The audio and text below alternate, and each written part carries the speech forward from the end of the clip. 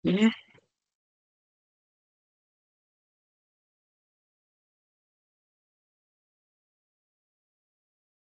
materinya sudah terlihat. Terlihat, Bu. Oke, kita mulai ya. Assalamualaikum warahmatullahi wabarakatuh. Waalaikumsalam Selamat warahmatullahi wabarakatuh. selamat sore teman-teman mahasiswa Universitas Terbuka dimanapun berada ya. Pada sore hari ini bertemu kembali dengan saya, Ibu Wika Purbasari, tutor online Anda pada mata kuliah Algoritma dan Pemrograman. Dan pada mata kuliah ini ya di web 3 ini, di sini saya mengambil materi dari web e-learning Universitas Terbuka yang teman-teman sudah lihat dan pelajari juga ya PowerPoint-nya. Nah, di sini saya akan memberikan beberapa materi yang berkaitan dengan pengantar Java, kemudian struktur pemrograman Java, tipe data dan variabel, operator Java, dan mengenai perulangan. Nanti akan kita bahas. Untuk yang pertama, pengantar Java, ya. Kenapa Java begitu diminati? Ya, karena yang pertama tren teknologi yang berkembang setiap tahun.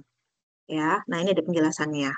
Ya, di sini Java tetap diminati karena fleksibilitasnya dan ketangguhannya dalam mengikuti tren teknologi terkini. Jadi dia nggak ketinggalan itu, ya, bisa mengikuti tren terkini. Dan Java digunakan dalam berbagai aplikasi, mulai dari pengembangan aplikasi Android hingga aplikasi tingkat perusahaan, serta terus beradaptasi dengan teknologi baru seperti komputasi awan dan big data. Kemudian yang kedua, banyak digunakan oleh perusahaan-perusahaan besar. Nah, di sini karena apa? Karena Java itu menawarkan berbagai keuntungan seperti keamanan, skalabilitas, dan kompatibilitas lintas platform. Ya, dan di sini juga Java dikenal dengan kemudahan penggunaannya dan memiliki ekosistem yang luas dengan banyak kerangka kerja dan library yang mendukung pengembangan aplikasi tingkat perusahaan. Kemudian Java diminati juga karena yang ketiga ada efisiensi waktu dan biaya ya dalam pengembangan perangkat lunak ya. Ini disebabkan oleh beberapa faktor seperti kemudahan belajar Javanya, kemudian ekosistem yang luas dengan library dan framework yang tersedia, serta kemudahan dalam debugging dan deployment ya. Kemudian keuntungannya yang keempat ya, karena dukungan komunitas yang luas. Jadi Java diminati karena memiliki komunitas yang sangat besar dan aktif ya. Jadi penggunanya itu banyak gitu ya yang menggunakan Java. Kemudian yang menyediakan berbagai sumber daya, dukungan, dan bantuan bagi pengembang. Komunitas ini juga berperan dalam pengembangan bahasa Java sendiri melalui kontribusi, saran, dan diskusi tentang fitur-fitur baru dan perbaikan. Nah, itu tadi alasan kenapa Java diminati ya. Nah, sekarang teman-teman juga harus tahu bagaimana sih sejarah rilisnya Java ya. Jadi pertama kali Java ini ada di tahun 1996. Nah, di sini Java itu namanya JDK Beta ya, JDK Beta ya. JDK pada Java itu singkatan dari Java Development Kit ya, yang merupakan kumpulan alat perangkat lunak yang digunakan untuk mengembangkan aplikasi Java. JDK berisi alat pengembangan seperti compiler, debugger, dan alat lain yang diperlukan untuk membuat program Java. Kemudian sama ya, tetap sama di tahun 1996, di sini naik lagi menjadi JDK 1.0 ya, berkembang lagi masih di tahun 196. Kemudian naik satu tahun lagi, setahun kemudian di tahun 1997, di sini Java versinya adalah JDK 1.1 atau 1.1 ya. Kemudian berkembang lagi ya di tahun ini ya, setelah 97 itu ada J2SE X.X. Nah, J2SE itu adalah Java 2 Standard Edition ya. Jadi merupakan platform inti pemrograman Java yang digunakan untuk mengembangkan aplikasi standar seperti aplikasi desktop atau aplikasi web sederhana. Nah, J2SE adalah fondasi bagi semua aplikasi Java dan menyediakan lingkungan untuk menulis, mengkompilasi dan menjelaskan kode Java gitu. Jadi lebih komplit lagi gitu ya, lebih detail lagi gitu. Fasilitasnya lebih banyak lagi di sini di J2SE. Nah, kemudian di tahun 2018 ada Java SE10 ya. Jadi singkatan dari Java SE ini singkatan dari Java Standard Edition yang merupakan platform pengembangan Java yang paling dasar dan umum yang mencakup semua aplikasi web dan aplikasi yang berjalan di atas platform Java. Nah, di sini Java SE ini merupakan fondasi untuk pengembangan Java dan edisi-edisi lainnya seperti Java EE dan Java ME yang dibangun di atasnya. Gitu ya, yang kita gunakan saat ini. Kemudian, kalau itu tadi kita membahas mengenai Java, nah sekarang berkaitan dengan konsep pemrograman. Jadi, ketika kita membuat program, itu ada konsepnya ya. Nah, konsepnya ada dua, ada terstruktur dan ada OOP, ya, Object Oriented Program. Apa itu pemrograman terstruktur? Ya, jadi di sini untuk konsep pemrograman terstruktur itu merupakan pendekatan pemrograman yang fokus pada memecahkan masalah besar menjadi serangkaian modul atau subprogram yang lebih kecil, ya kalau terstruktur. Nah, bagaimana kalau OOP atau pemrograman berorientasi objek atau Object Oriented Program bahasa Inggrisnya, ya. Nah, di sini merupakan paradigma pemrograman yang mengorganisir kode menjadi objek yang memiliki data atau atribut dan metode atau fungsi. Jadi ada datanya, ada atributnya, ada fungsinya kalau di OOP itu. Dan OOP di sini mengutamakan konsep objek sebagai unit utama dalam mengembangkan suatu perangkat lunak. Ya. Nah, selanjutnya adalah kelebihan dari pemrograman Java. Ya, kelebihannya adalah multi platform. Ya, banyak platform di dalamnya, fasilitas platform, kemudian library-nya juga lengkap. Kemudian Java itu mirip mendekati sintaks C++ ya, karena saya juga menguasai C++, jadi saya tahu gitu, ternyata memang mirip gitu ya. Dan di sini berorientasi objek, jadi Java merupakan OOP ya, tadi yang saya jelaskan di atas. Jadi dia punya atribut, punya metode gitu loh. Nah, kalau ada kelebihan pasti ada kelemahannya. Ya, apa kelemahannya? Jadi teman-teman nanti bisa punya alasan kenapa aku milih Java gitu. Kelebihannya apa? Kemudian kelemahannya apa gitu. Jadi tahu ya, memahami. Nah, yang pertama fiturnya tidak kompatibel ya di beberapa platform OS. Jadi mungkin ada ini ya, tidak mendukung, tidak support dengan OS lainnya gitu ya. Kemudian boros dalam penggunaan memori karena tadi saking detailnya lengkapnya ada library-nya gitu ya. Jadi memakan banyak memori. Kemudian yang ketiga mudah didekompilasi. Nah, apa itu dekompilasi? Nah, dekompilasi itu merupakan proses mengubah kode program yang sudah dikompilasi ya seperti kode mesin atau bytecode menjadi kode sumber asli yang dapat dibaca manusia. Jadi proses ini mirip dengan membalikan kompilasi. Jadi program yang sudah dikompilasi itu mudah dibalikan lagi gitu. Jadi itulah kelemahan atau kekurangannya. Nah, yang selanjutnya karena Java itu merupakan program yang berbasis OOP atau Object Oriented Program atau pemrograman berorientasi objek, ya di sini kenapa seperti itu? Ya, kenapa berbasis OOP? Karena di sini Java itu ada objeknya, ya, kemudian punya kelas, ya, punya inheritance atau pewarisannya gitu, punya enkapsulasi ya, kemudian punya abstraksi dan punya polymorphism. Tuh. Itu kenapa Java disebut sebagai program yang berorientasi objek.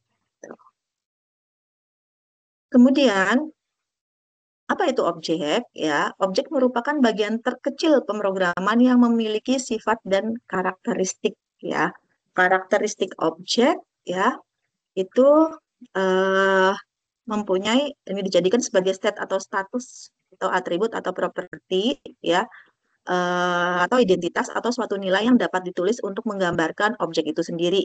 Nah, di sini objek mempunyai metode atau behavior, ya bahasa Inggrisnya, atau perilaku. Jadi ada objek. Nah, objeknya itu punya metode atau perilaku, yaitu sebuah fungsi yang berlaku dan untuk mengakses suatu atribut dari sebuah objek. Ya, itu karakteristik objek.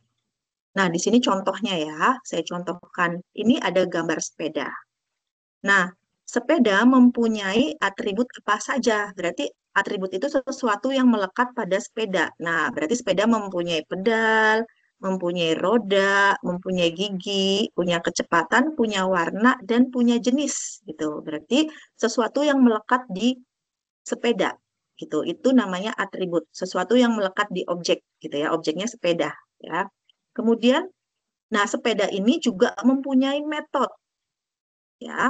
Nah, metodenya bisa apa aja? Nah, di sini sepeda berfungsi ya atau bisa memindahkan roda gigi ya di sini. Kemudian bisa membuat kecepatannya bertambah gitu ya. Kemudian juga bisa membuat kecepatannya berkurang. Itu fungsi atau metodenya yang ada di sepeda ya. Nah, pada OOP, objek adalah suatu bandel perangkat lunak yang tidak lepas dari status dan perilaku. Ya, status disimpan dalam variabel, sedangkan behavior disimpan dalam metode. Nah, itu ya. Jadi analoginya seperti itu. Ya. Kemudian untuk kalau tadi objek, sekarang kelas. Ya. Nah, kelas tidak lain adalah atribut atau properti dan metode atau kelakuan atau behavior yang didefinisikan. Nah, di sini nih ya. Di sini sepeda ya.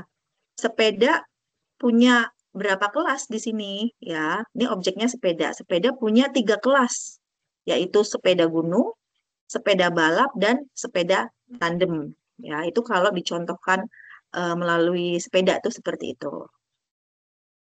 Kemudian, kalau tadi teman-teman sudah tahu mengenai objek, mengenai kelas, atribut, nah selanjutnya teman-teman belajar mengenai struktur pemrograman Java. Jadi struktur dasarnya itu ada apa aja ya? Di sini ada beberapa.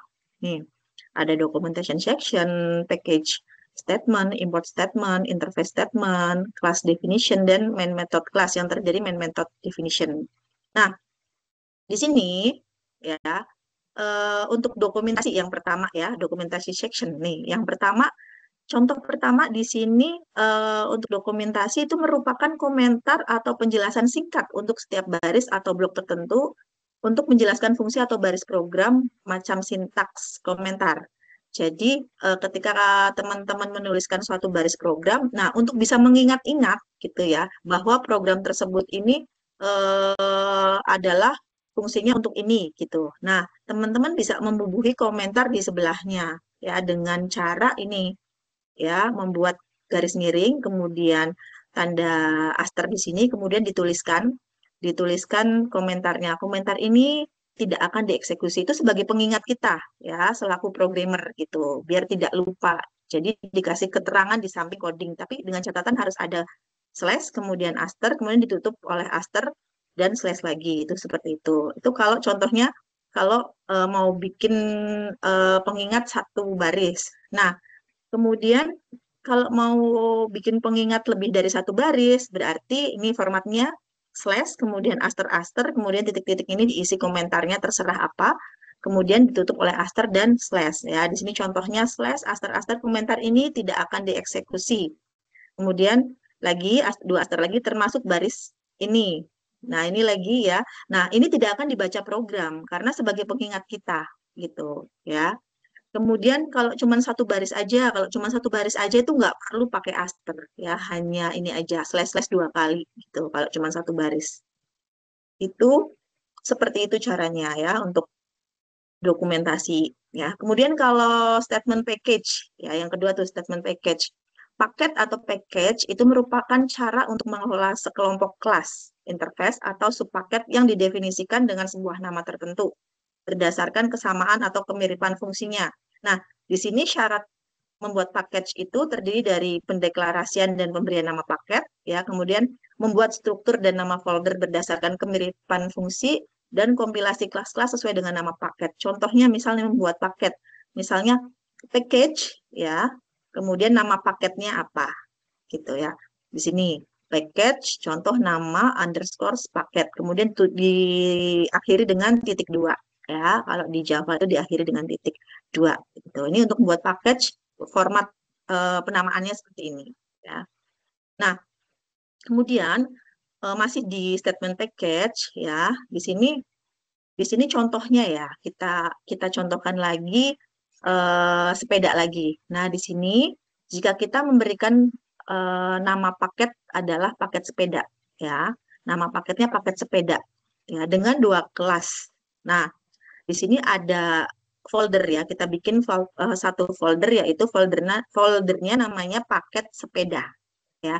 Di mana di folder paket sepeda ini punya dua kelas, yaitu paket paket sepeda, dan di sini ada sepeda gunung, kemudian ada paket-paket sepeda, di sini ada sepeda santai, gitu ya. Jadi dalam satu paket di folder paket sepeda ada dua sepeda di situ.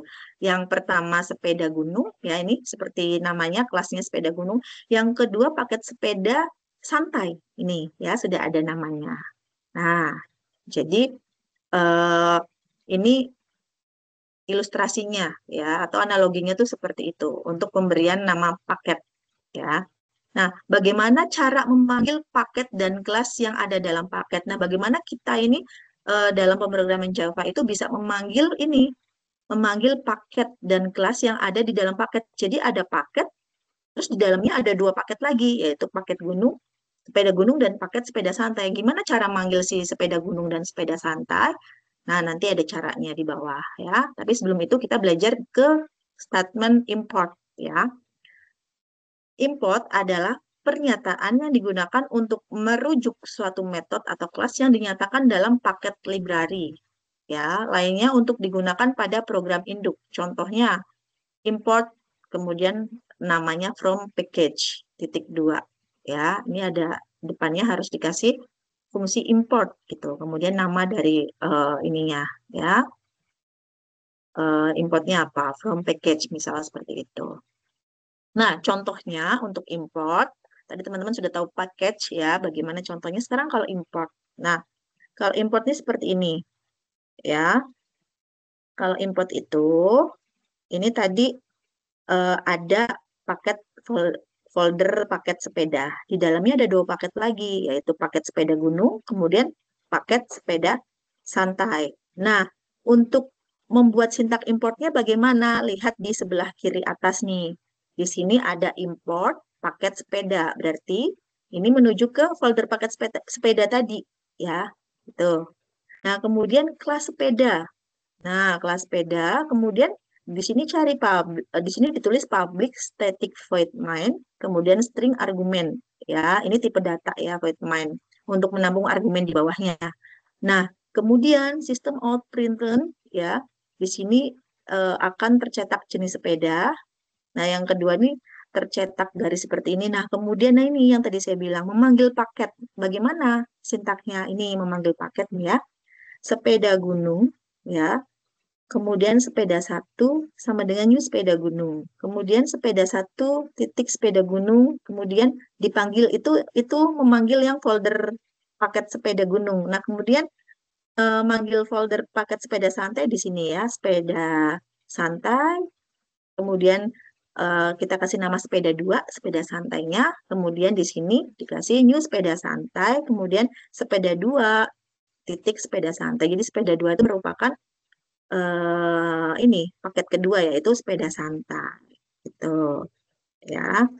Jadi cara memanggilnya seperti ini menggunakan statement import. Nah, itu ya. Jadi teman-teman punya ini ya, punya gambaran seperti itu kalau dicontohkan dengan visualisasi benda tertentu. Nah, di sini statement interface sekarang ya. Interface itu seperti kelas pada Java, akan tetapi hanya memiliki konstanta statik dan metode abstrak. Nah, ini di sini ada sintaknya ya, format sintaknya misal public interface, kemudian nama interface-nya, kemudian kurung kurawa void ya, apapun nama void-nya. Nah, contohnya seperti apa kalau kita terapkan tadi sepeda ya? Di sini ditulis public interface sepeda ya. Kemudian public void sepeda gunung, kemudian public void sepeda santai. Seperti itu ya untuk statement interface. Kemudian untuk kelas, kelas adalah template untuk membuat objek yang mendefinisikan state dan behavior. Beberapa hal tentang kelas, di sini kelas hanya memiliki akses modifier public dan default. Ya, kemudian kelas public harus memiliki nama file Java yang sama dengan nama kelasnya. Contohnya, jika nama kelas adalah sepeda, maka nama filenya wajib dengan nama sepeda.java. Jadi harus mirip, nggak boleh enggak gitu. Ya. Kemudian satu file Java bisa membuat lebih dari satu kelas non-public dan wajib hanya memiliki satu kelas public. Ya, kelas public dapat dilihat oleh semua kelas, ya namanya juga public ya.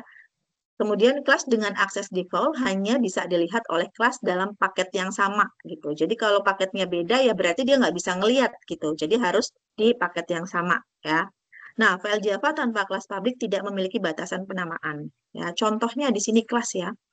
Untuk public class ya, di sini ada field, konstruktor dan deklarasi metode. Nah, contohnya di sini nih.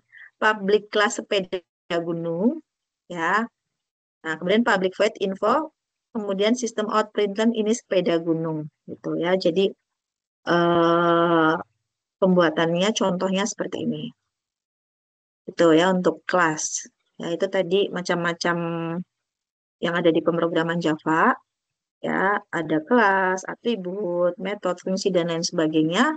Nah, sekarang kita beralih ke tipe data dan variabel.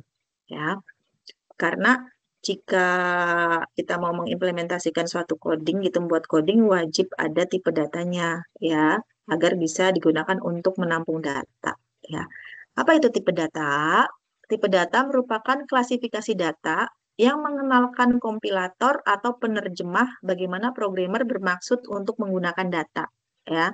Sebagian besar bahasa pemrograman mendukung berbagai macam data. Sebagai contoh, misal tipe data itu ada bilangan real. Ya, nah bilangan real itu yang seperti apa? Bilangan real itu adalah angka-angka, baik itu angka bilangan bulat, ya. Contohnya adalah 1, 2, 3, ataupun bilangan pecahan atau desimal, misal 1,2, itu dinamakan bilangan real. Ya. Kemudian ada juga tipe data integer. Nah, kalau tipe data integer ini contohnya itu angka-angka yang bulat saja. Nah, bagaimana yang pecahan? Nggak bisa, gitu ya. Nah, pecahan itu masuknya nanti di bilangan real, gitu ya. Kalau integer hanya bisa menampung bilangan bulat 1, 2, 3, 4, 5, 6, 7, 10, gitu ya. Kemudian Boolean. Kalau Boolean ini tipe data logika ya, isinya true dan false. Gitu. Kemudian eh, pada Java ada dua jenis tipe data ya. Yang pertama tipe data primitif, kemudian yang kedua ada tipe data reference. Nah, tipe data primitif nih, ya, ada tabelnya. Teman-teman juga mungkin sudah baca nih, ya, sudah mempelajari dan di sini fungsi saya sebagai tutor teman-teman biar saya tuh bisa menegaskan. Ini loh maksudnya seperti ini. Siapa tahu ada di antara teman-teman tuh yang belum paham seperti itu.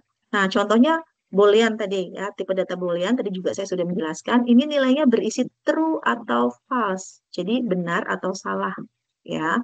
Kemudian kalau char ini merupakan single karakter. Jadi kalau char itu ya ini ya isinya nanti nilainya itu berupa karakter-karakter gitu, ya. Kalau byte itu nanti nilainya adalah integer ya.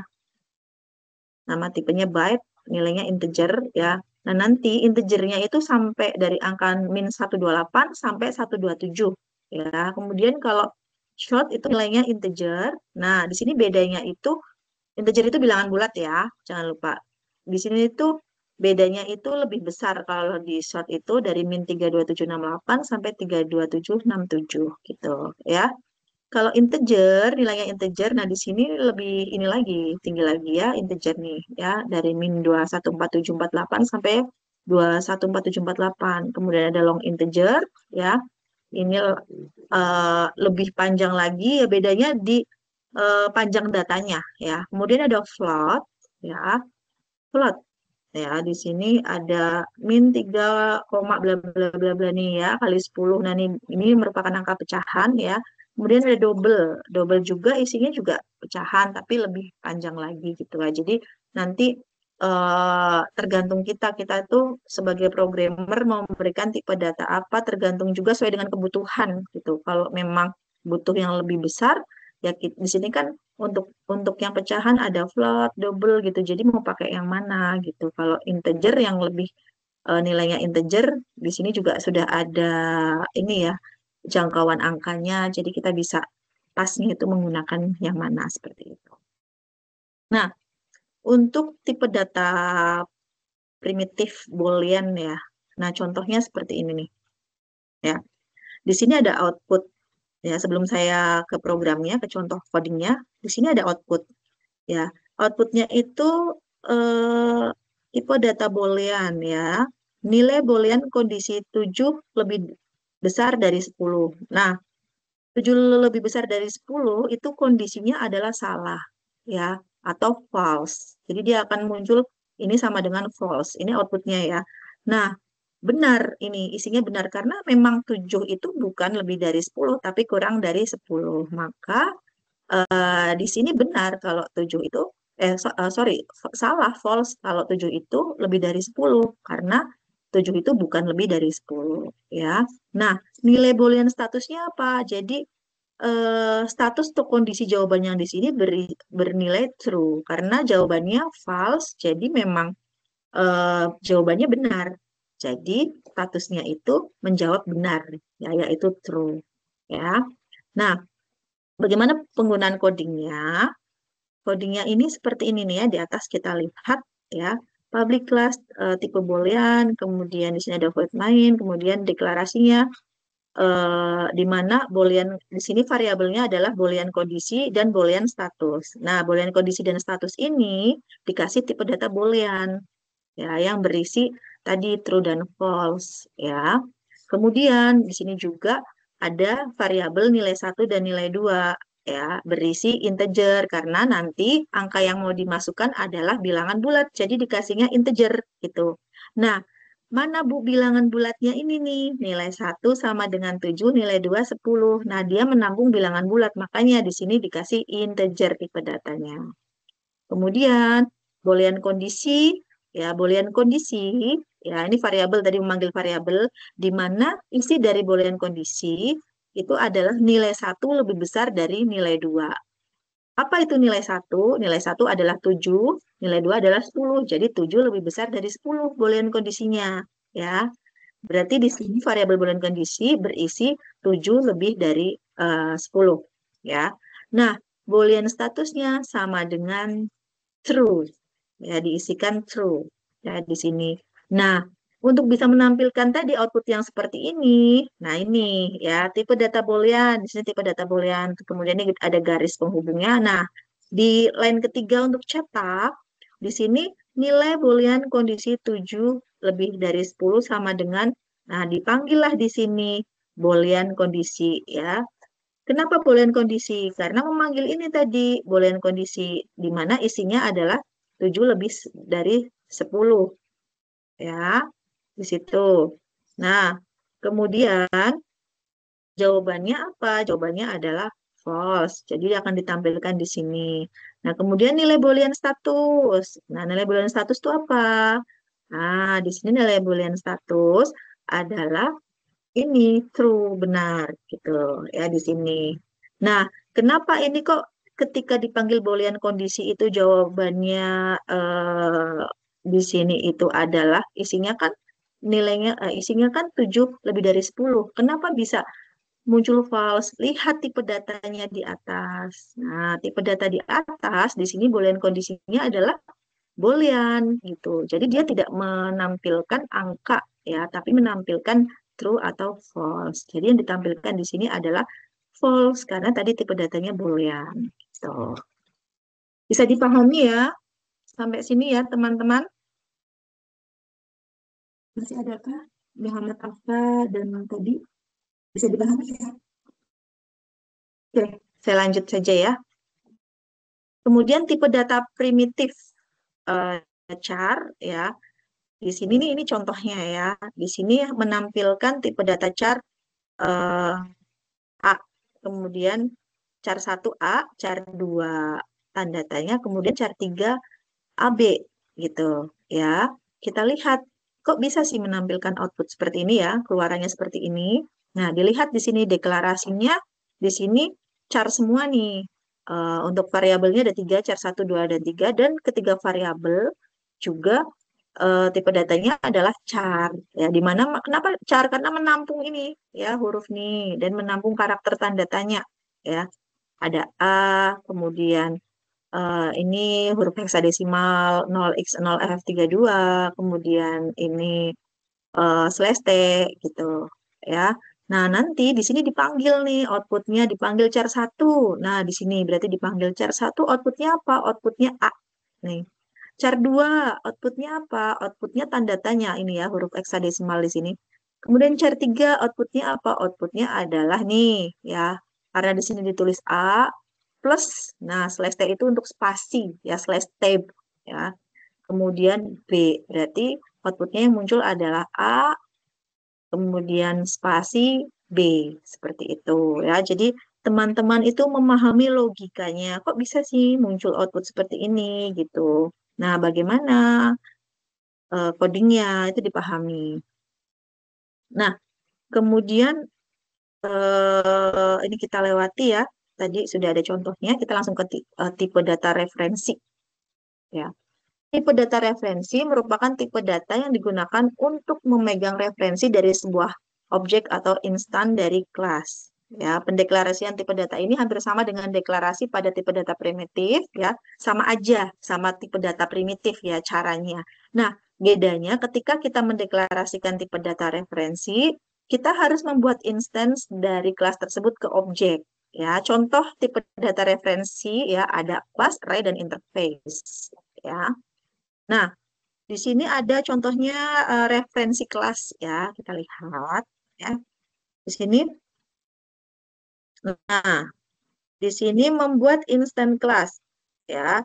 Tapi terlebih dahulu, misal di sini menghitung kecepatan ya, di mana variabelnya adalah hitung kecepatan ya. Di sini hitung kecepatan. Nah, kemudian hitung kecepatan diwakili oleh simbol S, di mana S ini ya berisi nilai 12.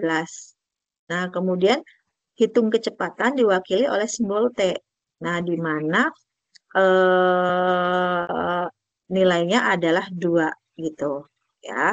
Kemudian dikasih tipe data float. Nah, float tadi kan isinya desimal-desimal ya. Sini ya. Jadi memungkinkan nilainya itu desimal. Floatnya apa? Floatnya itu adalah untuk variabel kecepatan. Jadi sama T itu dibagi S dibagi T gitu. Ya, S-nya berapa? 12. T-nya 2. Jadi 12 bagi 2 berapa? 6. Ya, kemudian dimunculkan outputnya kecepatan sama dengan ini plus kecepatan dipanggil. Nah, tadi isinya kan 6 ya. Nah, kita lihat outputnya benar tidak 6. Nah, ini ya. Outputnya benar yaitu 6. Seperti itu ya. Di sini contoh untuk tipe data referensi kelas. Em,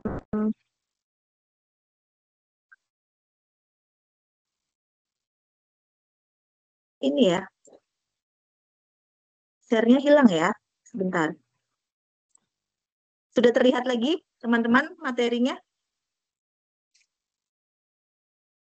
Halo, halo. Sudah, Bu. Masih ada Sudah, orang Bu. kah? Sudah.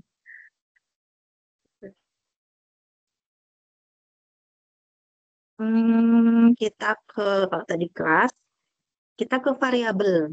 Ya, karena setiap kita membuat coding, pasti kita membuat variabel untuk menampung suatu data, gitu. Tidak mungkin tidak, ya. Apa itu variabel? Variabel itu merupakan lokasi atau tempat di memori komputer yang digunakan untuk menyimpan informasi atau data dari sebuah program untuk selanjutnya bisa diproses, gitu. Jadi, data yang mau kita proses harus ditampung terlebih dahulu, gitu, di dalam suatu wadah yang disebut dengan variabel, ya. Di Java ada 3 variabel, variabel lokal, instan, dan static, ya. Nah, di sini contohnya ya, untuk variabel lokal ya. Di sini variabel yang dideklarasikan dalam sebuah lingkup kecil seperti metode ya, kemudian konstruktor atau blocks ya. Ruang lingkupnya juga kecil dan hanya bisa diakses dalam ruang lingkup kecil ya kalau variabel lokal.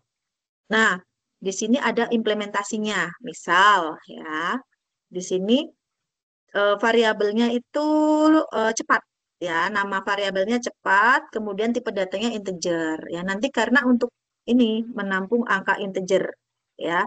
Nah, di sini variabel cepat menampung cepat plus 40. Nah, 40 itu kan angka bulat. Jadi 0 plus 40. Kondisinya berarti di sini variabel cepat menampung nilai 40 ya. Nah, setelah itu kita tampilkan. Di sini yang ditampilkan adalah tulisan penambahan kecepatan, kemudian cepat. Nah, berarti di sini akan muncul nilai 40 seperti yang terlihat di sini. Ya, angkanya 40 seperti itu. Kemudian untuk variabel instan, jadi variabel yang dideklarasikan dalam sebuah kelas, namun di luar metode. Ya, di luar fungsi metode ya. Nah, ini contohnya ya. Contohnya metode konstruktor blok ya, di sini ada cepat cepat plus 40 ya, kemudian di sini itu menampilkan 40 ya, angka 40 ya. Nah, perbedaannya di mana ya? Kalau kalau di variabel instan itu di sini tipe datanya ditulis terlebih dahulu di luar ini ya, di luar kelas gitu ya. Tapi kalau yang tadi variabel lokal itu tipe datanya, variabelnya ini dituliskan di dalam kelas, di dalam tambah kecepatan. Kalau yang ini di luar kelas tambah kecepatan. Seperti itu. Itu perbedaannya. Jadi nanti teman-teman bisa milih cara penulisannya mau bagaimana gitu ya. Kemudian variabel statik, variabel yang dideklarasikan dengan keyword statik ya, dan dapat diakses langsung tanpa membuat objek dari kelas terlebih dahulu. Nah, bagaimana? Ya, kalau tadi bisa di dalam kelas dan di luar kelas, kalau yang statik itu seperti ini ya. Nah, di sini nggak ada nih ya, nggak ada ininya ya. Misalnya di sini ada jenis sepeda ya, public static string jenis sepeda ya. Di sini jenis sepeda dikasih tipe data string karena jenis sepeda itu nanti memiliki nilai ini ya, memiliki nilai huruf atau karakter. Nah, kemudian static integer jumlah sepeda ini memiliki nilai angka ya, nilai angka bulat ya. Kemudian di sini jenis sepeda, sepeda gunung kan, jenis sepeda itu menampung ini sepeda gunung kata ya, kalimat, kemudian jumlah sepeda 4 di sini angka, dan di sini ditampilkan jenis sepeda, kemudian akan tampil sepeda gunung. Jenis sepeda 4, jumlah sepeda 4. Nah, ini seperti yang ada di sini ya. Ini variabel statik nih seperti ini ya. Kemudian di sini bisa diakses bebas oleh metode dan tidak perlu menyebutkan objeknya. Nah, itu berkaitan dengan variabel ya. Sekarang kita ke operator Java. Nah, operator, apa itu operator? Nah, teman-teman juga harus tahu karena di Java juga banyak sekali simbol-simbol yang digunakan ya. Nah, operator itu merupakan simbol yang digunakan untuk memberikan perintah kepada komputer ya. Untuk ngapain? Untuk melakukan aksi ya. Aksi yang bagaimana? Aksi yang bisa satu ya atau lebih operan. Ya, dalam matematika, operan itu merupakan objek dari operasi matematika ya. Jadi kalau di dunia komputer, operan itu merupakan bagian dari instruksi komputer untuk menentukan data yang akan dioperasikan atau dimanipulasi. Ya, itu operator. Nah, ada juga ekspresi. Ya, ekspresi itu bentuk yang menghasilkan suatu nilai. Ya, dalam sebuah ekspresi terdapat operator dan operan. Jadi, di dalam suatu ekspresi itu terdapat operator dan operan. Ya, misalnya 10 plus 5. Ya, 10 dan 5 kan, ya, angka 10 dan 5 ini merupakan operan. Nah, operatornya apa? Operatornya itu plus gitu. Ya. Nah, di sini sudah dijelaskan 10 dan 5 itu operan, operatornya plus. Nah, ini semuanya itu disebut dengan ekspresi, ya. Dan untuk contoh di pemrograman Java seperti ini, ya. Dikasih tipe data integer, kemudian di sini nilainya adalah 0 plus 40, berarti cepat adalah 40. Kemudian di sini diberikan kecepatan, new kecepatan. Di sini adalah contoh dari pemrograman Java-nya. Ya, nanti bisa diimplementasikan kalau ketemu seperti itu. Kemudian kalau operator itu ada aritmatika, ya. Operator aritmatika digunakan untuk melakukan operasi aritmatika sederhana ya pada tipe primitif, misalnya perkalian, penambahan, pengurangan, dan modus. Nah, misalnya di sini penambahan ya tambah gitu ya, teman-teman sudah tahu. Pengurangan ya hasilnya misalnya itu A min B hasilnya 5 misal. Kemudian kalau perkalian dikalikan, pembagian ya dibagi. Nah, kalau persen seperti ini adalah modulus atau sisa hasil bagi. Ya, misal 10 bagi 3, ya sisa hasil baginya berapa? 1, seperti itu. Nah, di sini ada contohnya ya dalam pemrograman Java. Kita langsung ke sini aja nih ya. Di sini karena di sini semuanya nanti yang kita contohkan adalah bilangan bulat ya. Nah, variabelnya itu ada variabel A, B, C, D, E ya, F. Nah, jadi tipe datanya integer. Nah, kemudian yang string di sini untuk apa? Untuk variabel apa? Untuk variabel X, Y, dan Z ya. Karena isinya di sini adalah kalimat, kata ya. Jadi dikasih tipe data string gitu. Nah, di sini sistem outprint di sini gunanya untuk menampilkan ya, yang ditampilkan adalah ini A plus B sama dengan A plus B. Nah, A plus B itu berapa? 15. Jadi ini lihat nih ya, keluarannya atau outputnya A plus B 15. Kemudian A min B, berarti 10 kurang 5, 5 di sini ya. Kemudian X plus Y plus Z, ya ditampilkan X, Y, Z-nya nih. Nah, di sini lihat outputnya.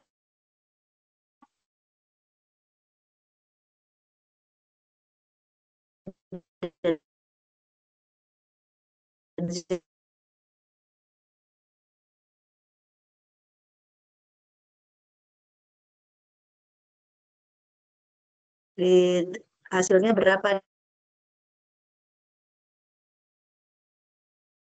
di sini?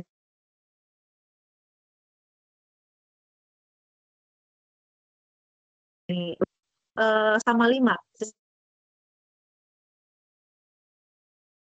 Sisa hasil bagi pemrograman Java.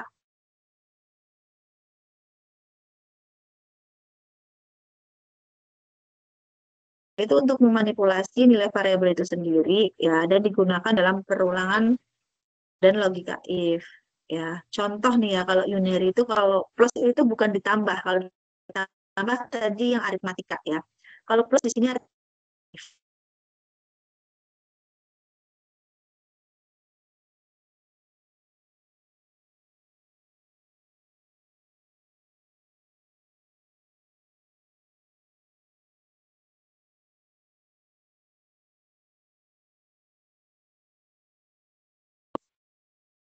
Misalnya variabel awalnya true, maka kebalikannya gitu ya, tanda serunya atau kebalikannya itu akan menjadi false. Dan sebaliknya, jika nilai awal variabelnya false, maka kebalikannya operator tanda serunya ini adalah true, seperti itu.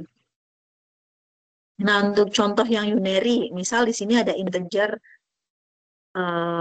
ada variabel A, B, ya, isinya min 10 dan 5, kemudian boolean kondisinya, ada variabel kondisi, ya, dikasih tipe data boolean, ini sama dengan true. Nah, kemudian A plus plus berarti hasil A. Hasil A itu min 10 di sini. Tapi ini penamaannya salah. Jadi nanti teman-teman bisa lihat perbandingannya. Kalau yang ini integer hasil B plus B. Ya, berarti 5 plus 1. Ini hasilnya 6. Kemudian di sini ditampilkan hasil kondisinya. Kalau di sini true, berarti di sini sebaliknya false. Kita lihat outputnya. Ya, output yang pertama nih, hasilnya di sini hasilnya ini ya, menampilkan hasil A. Hasil A itu mana? Hasil A ini adalah A++. Nah, di sini A++ itu tidak terbaca oleh komputer karena salah. Karena salah harusnya plus-plusnya itu di depan. Maka dari itu outputnya tetap min 10 atau negatif 10 di sini. Ya. Kemudian di sini ada ditampilkan hasil B. Nah, kita lihat hasil B itu plus plus B. Nah, ini penulisan coding yang benar, ya. Berarti kalau plus plus seperti ini, ya berarti nilai variabel B ditambah 1. Nilai variabel B awalnya 5 ditambah 1 jadi 6. Berarti outputnya 6. Nah, outputnya sudah benar 6 di sini, ya. Kemudian di sini hasil kondisi dengan tipe data boolean, ya. Di sini dipanggil nih ya untuk di print hasil kondisi. Hasil kondisinya itu tanda seru kondisi. Kita lihat nilai kondisi awalnya true, maka outputnya harusnya adalah kebalikannya yaitu false. Kita lihat output di samping kanannya benar ya, jawabannya adalah false. Jadi untuk pengimplementasian dari operator unary itu seperti itu ya kurang lebih. Nah ini nilai awal, ini unary. Ya outputnya ya.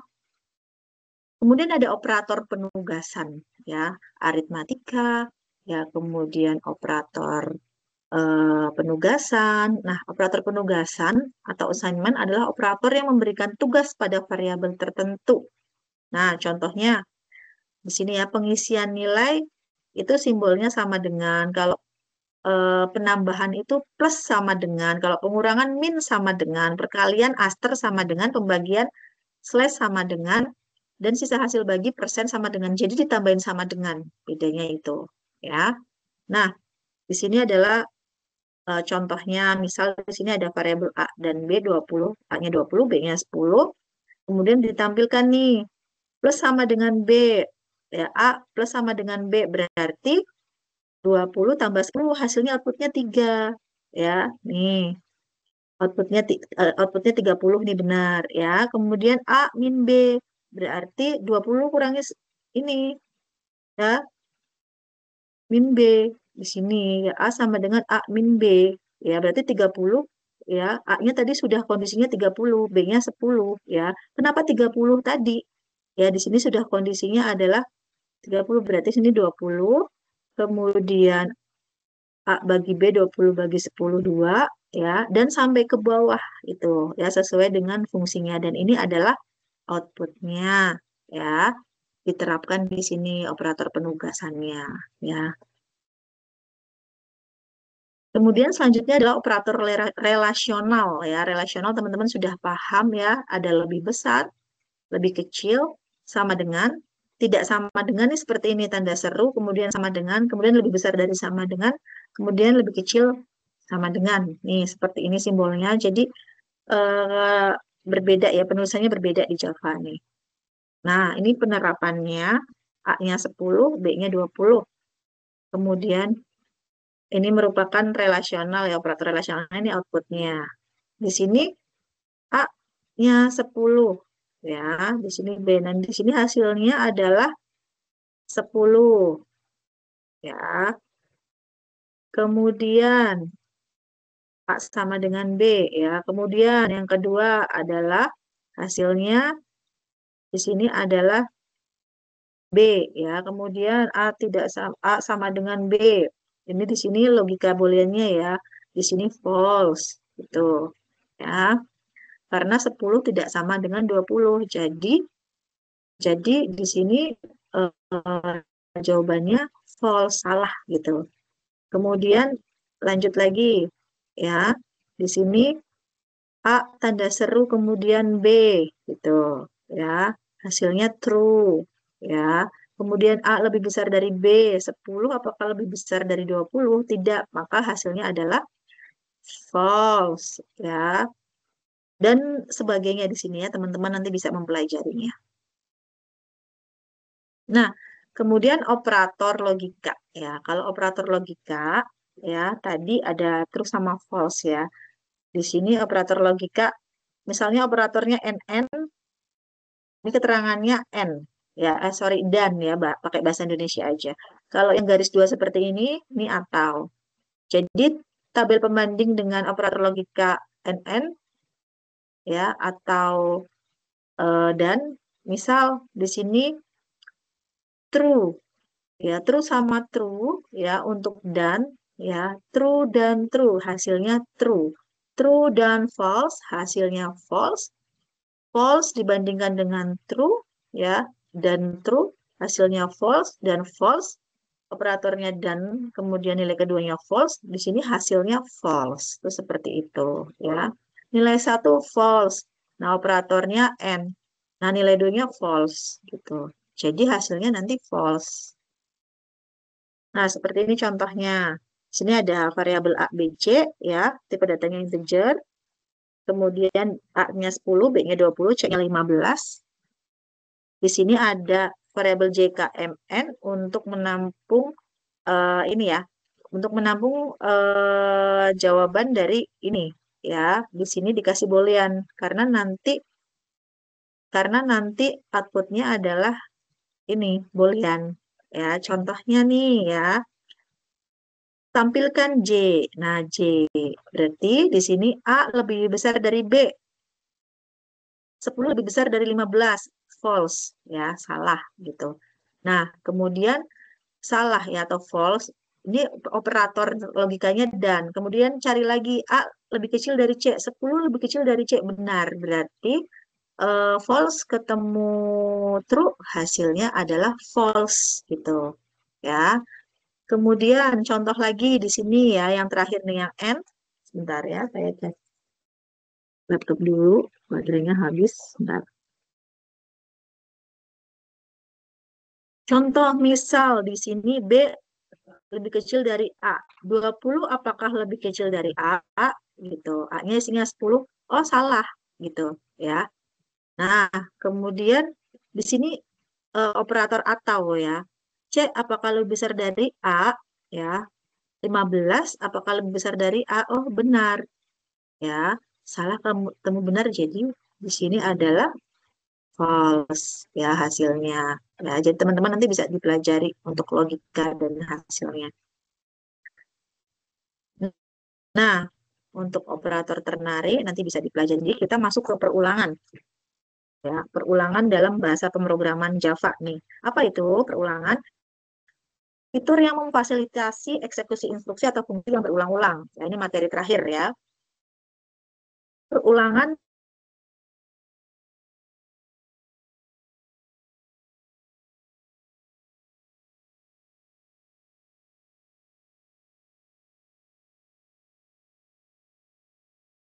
kondisinya bernilai true. Nah, contohnya di sini true. Nah, jika kondisi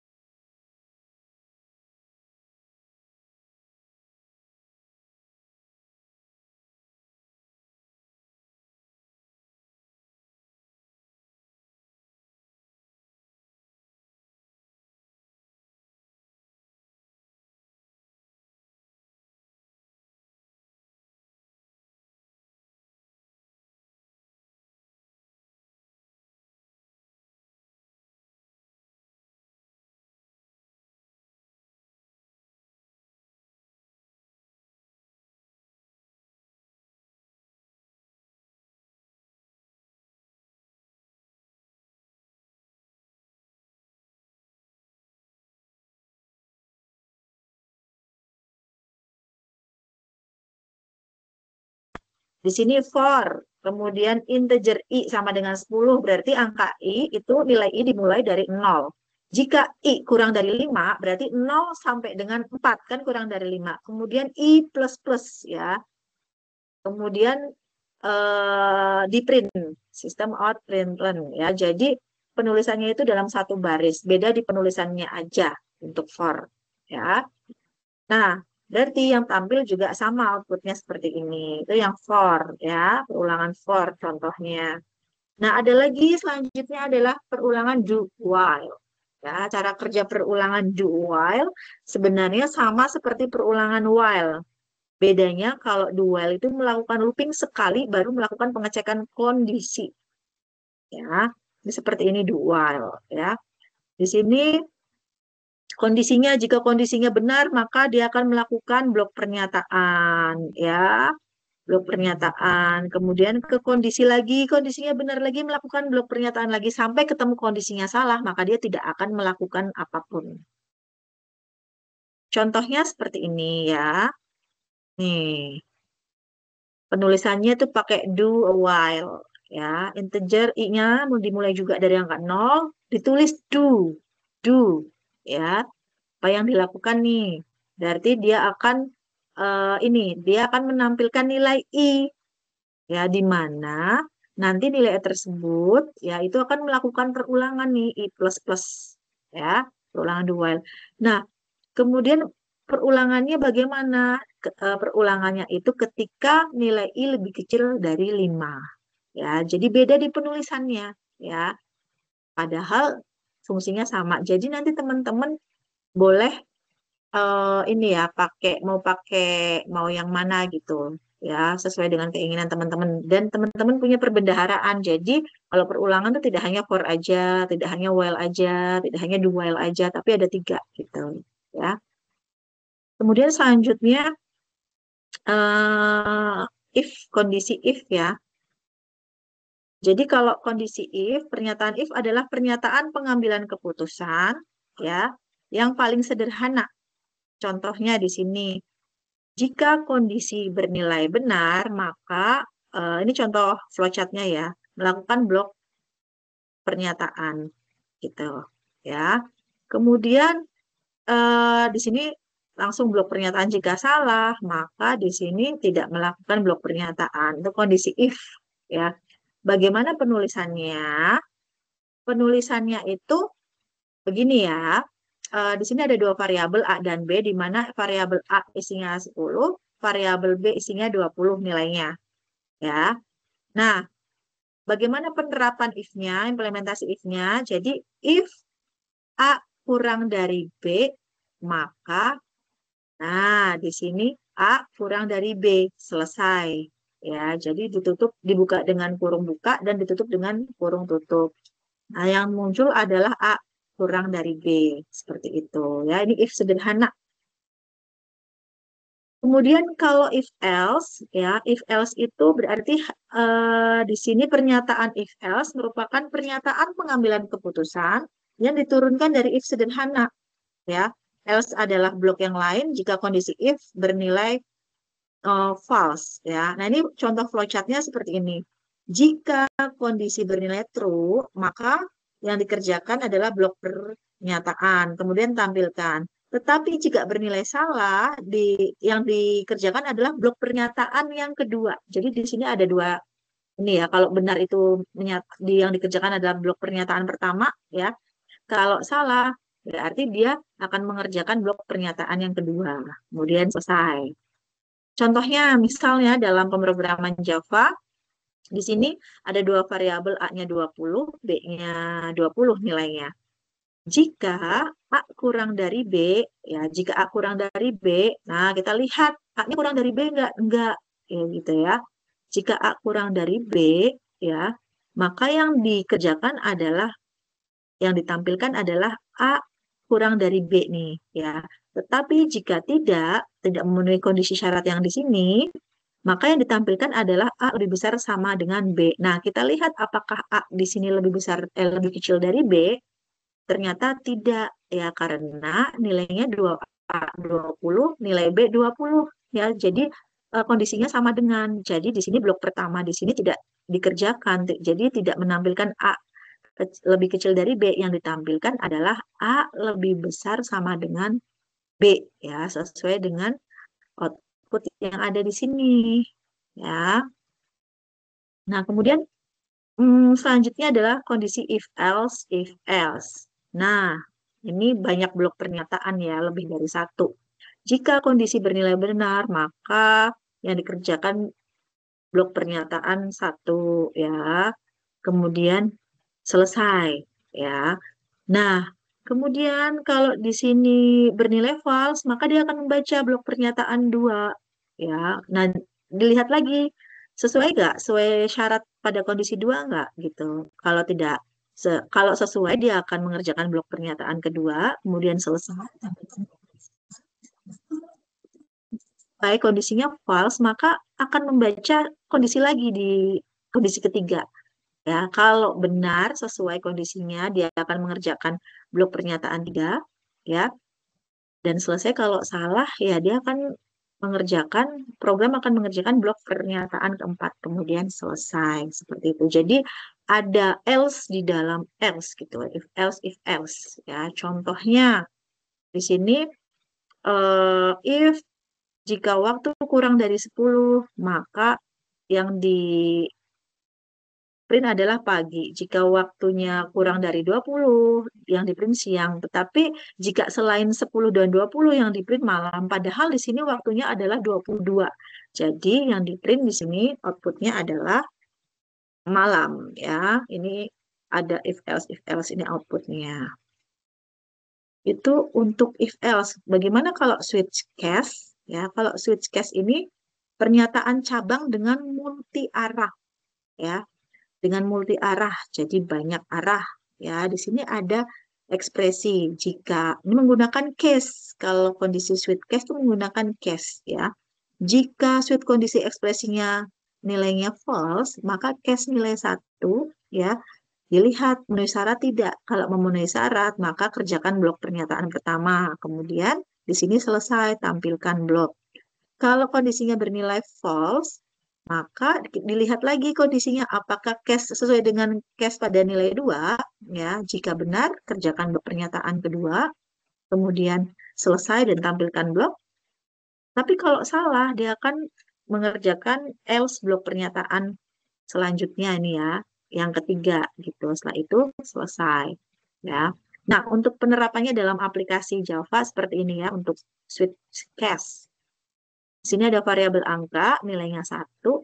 Nah, di sini ada tulisan switch. Nah, switch-nya itu berdasarkan apa? Berdasarkan variabel. Nah, di sini variabelnya adalah angka. Switch angka di mana case 1 itu akan menampilkan angka 1, case 2 menampilkan angka 2, kalau case 3 menampilkan angka 3. Ya. Di sini outputnya, ya. Yang ditampilkan adalah angka 1. Karena apa? Karena nilainya adalah 1. Jadi memenuhi syarat di case 1, maka tampilkanlah angka 1. Seperti itu. Nah, itu adalah penjelasan materi, ya, yang ada di web 3 ini, yang teman-teman juga sudah punya dan bisa di-download di ini, ya, PowerPoint-nya bisa di-download di web e-learning gitu, ya. Dan selanjutnya apa yang saya sampaikan tadi semoga bermanfaat bagi teman-teman, ya. Semoga teman-teman paham dan jelas. Dan kemudian di sini saya akan ini, ya, mengkonfirmasi berkaitan dengan tugas 2 gitu. Nah, kemarin saya sudah berkirim pesan ke seluruh mahasiswa bahwa tugas 2 ini dikerjakan dengan ini, ya, dalam bentuk video di mana menampilkan wajah Anda gitu, ya. Dan dijelaskannya dengan suara gitu agar mudah di ini, ya, mudah dipahami gitu. Jangan cuma di video tapi nggak ada suaranya gitu. Jadi tolong tolong dikerjakan dengan format video, ya. Nah, di sini tugas 2 itu sebenarnya sama seperti kemarin, ya, soalnya di web di tugas 1, ya, sama soalnya berkaitan dengan ini berkaitan dengan gaji karyawan, total gaji. Cuma untuk tugas 2 nanti teman-teman bisa ini ya, bisa mengimplementasikannya ke dalam pemrograman Java. Jadi bikin coding di mana inputannya itu adalah golongan dan jam lembur. Kemudian outputnya adalah jumlah penghasilan, di mana jumlah penghasilannya berasal dari gaji golongan dan gaji lembur. Ya, di sini sudah ada golongan A, B, C, kemudian ada jam karyawan. Ya, nah ini sudah saya ini ya buatkan codingnya tuh seperti ini ya, saya jelaskan ya, nanti teman-teman bisa membuatnya dalam bentuk video ya. Nah, di sini di sini saya membuat ini public class gaji karyawan ya. Kemudian gaji karyawan ini ya, kemudian berdasarkan apa? Berdasarkan inputan ya, di mana ada lagi variabelnya adalah gaji pokok dan gaji lembur. Gaji pokoknya integer, gaji lemburnya double. Nah, nanti bisa lihat tadi yang materi tipe data ya, kenapa harus integer dan kenapa harus double.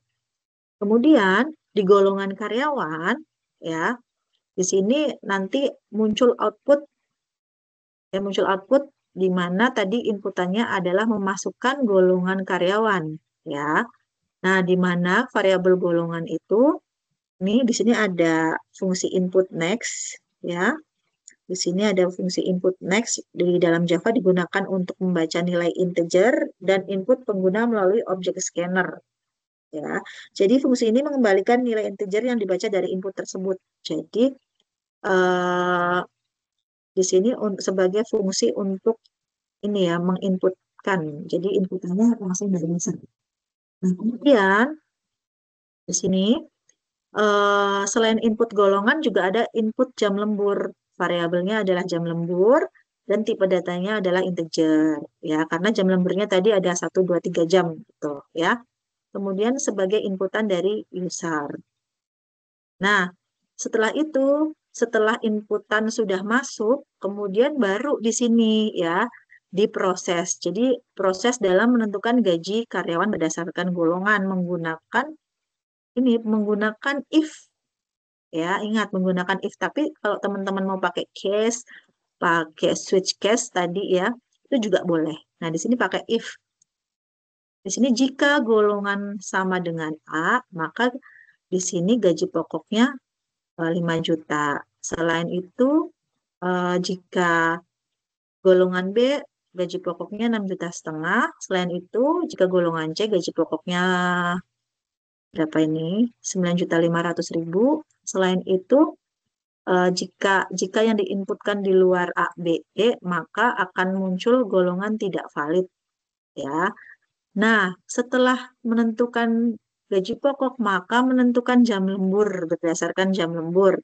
Jika jam lemburnya sama dengan 1, maka 30% dari gaji pokok gaji lemburnya. Jika jam lemburnya sama dengan 2, maka gaji lemburnya adalah 32% dari gaji pokok. Ya, jika jam lemburnya sama dengan 3, maka 34% dari gaji pokok untuk gaji lemburnya. Selain itu, jika jam lemburnya sama dengan 4, nah gaji lemburnya itu adalah gaji pokok 36% dari gaji pokok. Nah, selain itu, ya, jika jam lemburnya itu sama dengan 5 atau di atas 5 jam, ya, maka terhitung gaji lemburnya itu adalah 38% dari gaji pokok. Nah, tadi sudah diketahui inputannya baik itu merupakan dari golongan ataupun jam lembur. Nah, sudah diproses juga. Nah, sekarang bagaimana menampilkan gitu? Menampilkan proses tadi gitu. Nah, ini ya. Untuk menampilkan ya di sini tadi sebelum itu menghitung total gaji dulu ya. Tadi harus diketahui total gajinya sama dengan gaji pokok plus gaji lembur. Ya, jadi total gaji keseluruhan yaitu gaji pokok ditambah gaji lembur sesuai dengan yang diinput oleh user tadi. Nah, setelah itu menampilkan outputnya adalah seperti ini ya. Sistem out printer ya, ini judulnya rincian gaji karyawan. Kemudian Di sini golongan karyawan, ya golongannya golongan berapa sesuai dengan yang diinputkan user tadi ya, ditampung di variabel golongan. Kemudian penghasilan pokok ya, yang ditampilkan adalah gaji pokoknya ya. Tadi, nah gaji pokok ini sesuai dengan golongan ya. Kalau golongan A berarti gaji pokoknya sesuai dengan golongan A ya yang dihasilkan. Kemudian di ini ya ditampilkan gaji lemburnya. Ya, gaji lemburnya itu berapa sesuai dengan yang diinputkan tadi. Kalau kalau inputannya misalnya 1 jam ya berarti berapa persen dari 1 jam ini adalah gaji lemburnya. Nah kemudian jumlah penghasilannya berarti jumlah penghasilannya memanggil ini variabel total gaji ya, di mana variabel total gaji ini menampung nilai dari gaji pokok dan gaji lembur ya. Setelah itu selesai input close. Itu konsepnya seperti itu. Nah, di sini akan menampilkan ini, akan menampilkan output seperti ini ya. Sudah saya screenshot.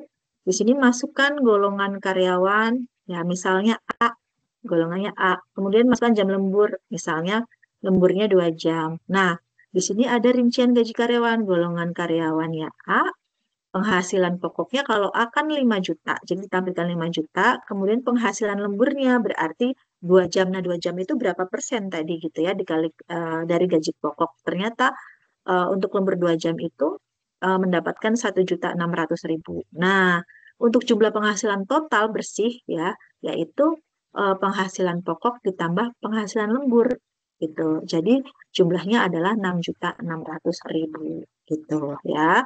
Nanti tolong dikerjakan dengan baik.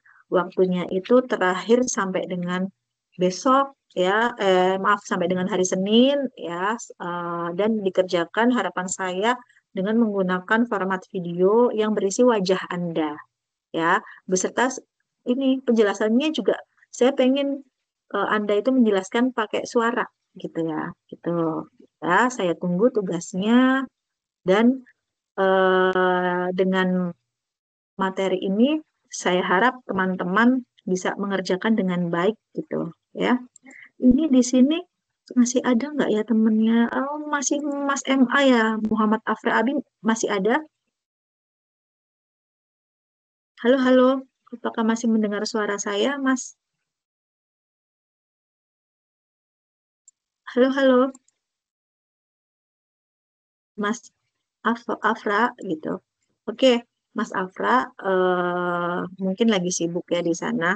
Nanti tolong dikerjakan tugasnya dengan baik ya. Itu semoga materi yang saya jelaskan tadi itu bisa memberikan pencerahan buat teman-teman mahasiswa UT dan nanti bisa dikerjakan tugasnya dengan baik. Harapan saya semuanya mendapat nilai yang bagus gitu. Dan paham itu ya, goalnya tujuannya itu ya, paham dan nilai yang bagus gitu.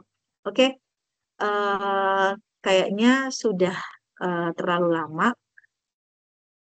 Oh, oke, Mas Afra masih terdengar tapi mic-nya error. Oke, Mas Afra, semoga Mas Afra paham ya atas ini semua penjelasan dari saya. Jika kurang paham, silahkan bisa berdiskusi dengan saya di ruang diskusi. Ini saya izin saya screenshot dulu ya.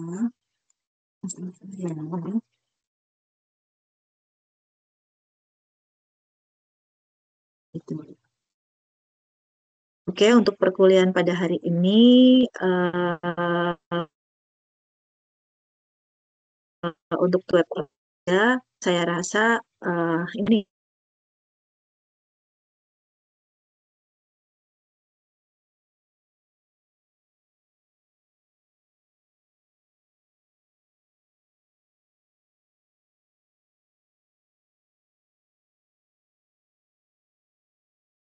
dalam menerima materi yang saya sampaikan dan semoga teman-teman diberikan kesehatan. Terima kasih untuk hari ini saya akhiri. Assalamualaikum warahmatullahi wabarakatuh.